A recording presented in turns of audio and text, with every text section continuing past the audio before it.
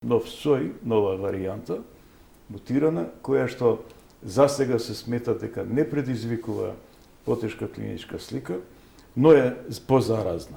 Позаразна е затоа што населението одамна се нема соочено со H3N2 типот на вирусот и нема практично доволно силен имунитет за да може да го процесира, така да речем. Не можете вие со одложувањето да спречите нешто неизбежно. Ако не се случи да се зарази детето сега, ќе се зарази после 2 недели кога ќе тргне на училиште. Значи, децата се колектив кај што е интензивна размената на биолошки агенти што ги носат во себе. Едноставно не може да се избегне неизбежното.